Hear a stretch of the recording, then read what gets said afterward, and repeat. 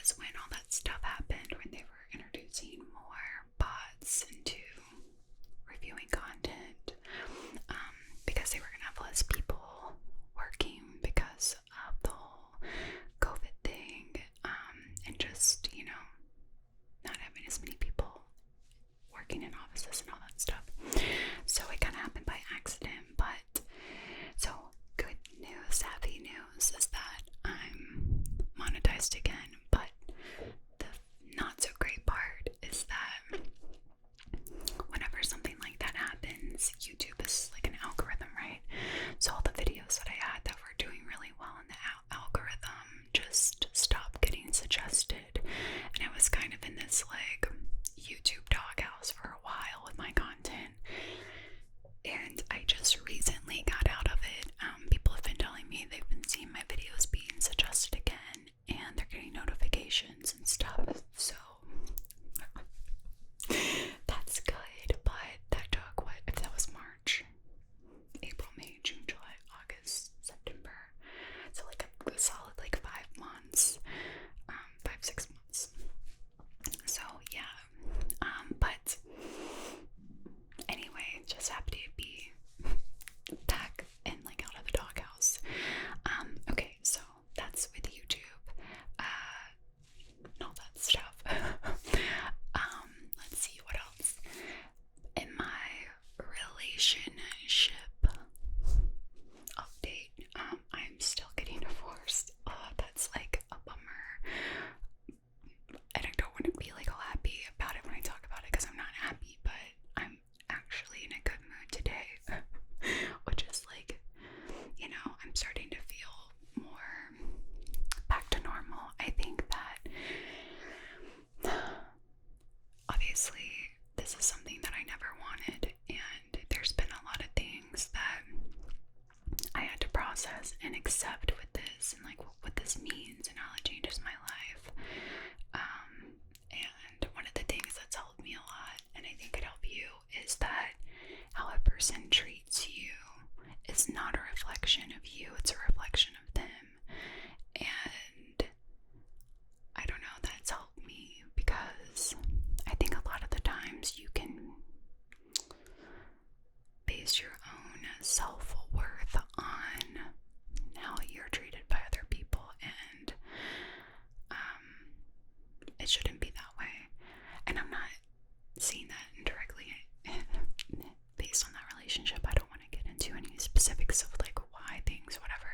I'm just saying in general, just because this whole thing and me needing certain people in my life, and certain people that have been there and that haven't been there, I don't know. It was really eye-opening. I've learned a lot about the relationships that I have in my life this year, and also a lot about myself. But basically what happened, everything happened in my relationship falling apart. We've been separated the entire year, and a lot of change happened, just like buying a new house and moving and all that, and there were just so many things that came with that, like moving into a house by yourself, and just all of the things that I normally would have relied on him to do, like moving things that are really heavy, or like hanging things up or whatever. I just had to start doing all those things myself, and so at first it was really scary. Just, I had been in a relationship since I was a literal teenager, and so I grew up with him, and it's just been this weird journey of getting independent in so many different ways. Like, I don't know, it's been interesting, but I was really sad, and I still have my moments, but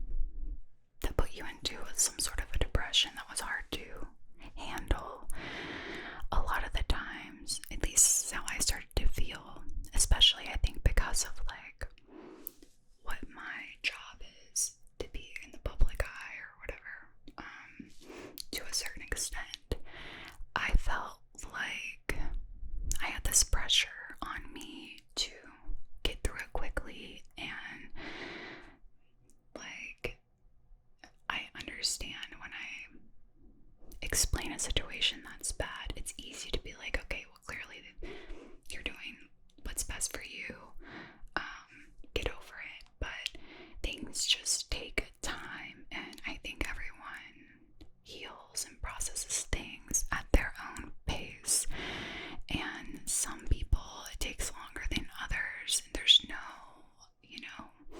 magic formula of if you spend this amount of time with a person, it will take this amount of time to get to a better place.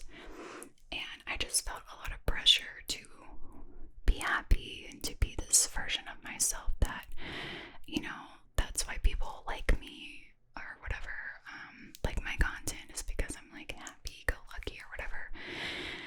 And that was really difficult, like, and it still is kind of difficult, because just because I'm happy today, I could wake up tomorrow and be not in a good place. So the only thing that's really affected a lot is my streaming. I used to stream a lot more, and just because my mood and my reactions can be somewhat unpredictable, a lot more unpredictable just even a month ago than now, I just didn't stream. I haven't been streaming that much, but like I said, I'm feeling like I'm in a better place, and so I intend on getting all that back together and getting a schedule with everything and just doing all these things that I want to do, and like owning my life, and just trying to do all the things that I know I can do, and just believing in myself. My confidence is just like, I realize it's just a shot, and they say fake it till you make it, so I'm just gonna keep on keeping on. And that would be my advice to anyone that's going through something like that. Don't let pressure from other people or even your own mind trick you into thinking that you're dwelling too much on something. There will come a day where you don't think about whatever you're going through every minute. It'll be like every 5 minutes, every hour, and then it will eventually turn to like every couple of days. And as you get further away from it, you're able to have those moments where you realize, oh wow, I hadn't thought about that thing, that dramatic thing, in X amount of time. You can feel good about that progress. At least that's how I've felt. So it's still really sad, and I don't want to cry. See, I it looks like in 5 minutes, just like on a roller coaster of emotions, but